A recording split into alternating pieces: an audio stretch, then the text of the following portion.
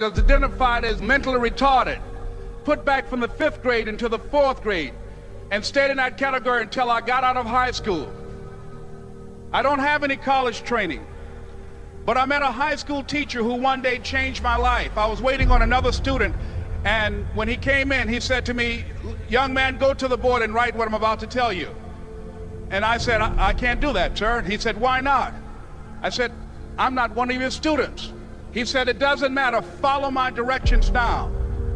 I said, "I can't do that, sir." He said, "Why not?"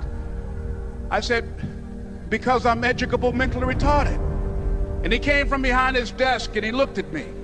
He said, "Don't ever say that again. Someone's opinion of you does not have to become your reality." And as he talked, my heart began to beat fast. Tears began to run down my eyes, and I was in the back just listening to him, because the speech he was giving, that speech was for me. And he said, "Les Brown," he said, "if you want to do anything worthwhile in life, you've got to be hungry." I told Mr. Washington I wanted to become a disc jockey.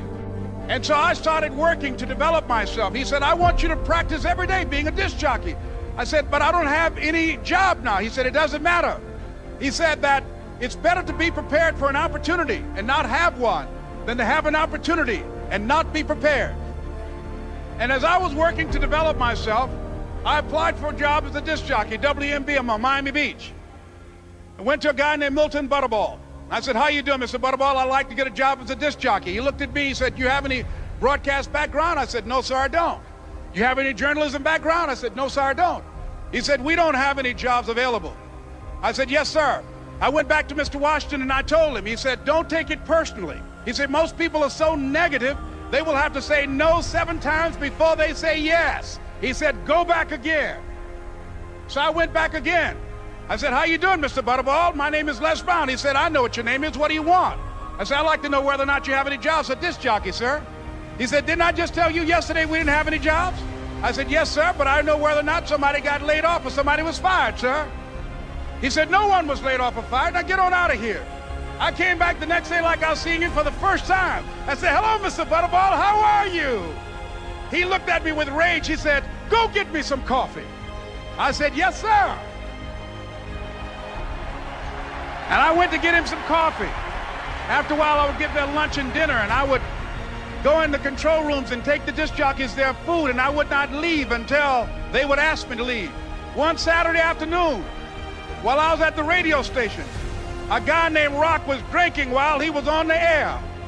I was the only one there, looking at him through the control room windows, walking back and forth, young, ready, and hungry.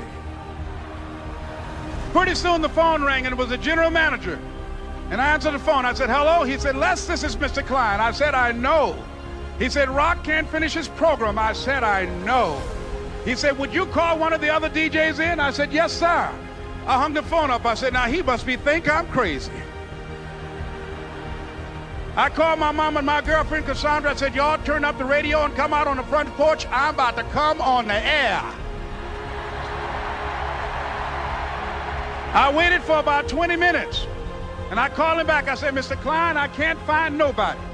He said, "Young boy, do you know how to work the controls?" I said, "Yes, sir." He said, "Go in there and don't say nothing here." I said, "Yes, sir." I couldn't wait to get behind those controls. I put on an old Stevie Wonder record called Fingertips. I sat down behind that turntable. I said, "Look out, this is me, LB Triple P, Les Brown, your platter playing papa. There were none before me, and there will be none after me. Therefore, that makes me the one and only. Young and single and love to mingle, certified, bona fide, indubitably qualified to bring you satisfaction, a whole lot of action. Look out, baby, I'm your love man." I was hungry. I was hungry. You got to be hungry. Begin to know that you have greatness within you. And if just one of you here begin to envision yourselves as being blessed and highly favored to reach your goals, if just one of you capture the essence of what that means, that you have greatness within you and a responsibility to manifest that greatness, that you can make your parents proud, you can make your school proud, you can touch millions of people's lives And the world will never be the same again because you came this way. It was hard, ladies and gentlemen, coming to speak to people. And I was facing financial difficulties in my own life. I was behind on my bills and my dreams, and I'm saying to them, you can live your dream. It was hard, ladies and gentlemen. It was very difficult to pick myself up each day believing that I could do it. There were times that I doubted myself. I used to ask myself, can I do this? And something said within me, you're the one. Don't give up on your dream. By continuing to push forward, by continuing to run toward my dream, that one day I would have my own talk show.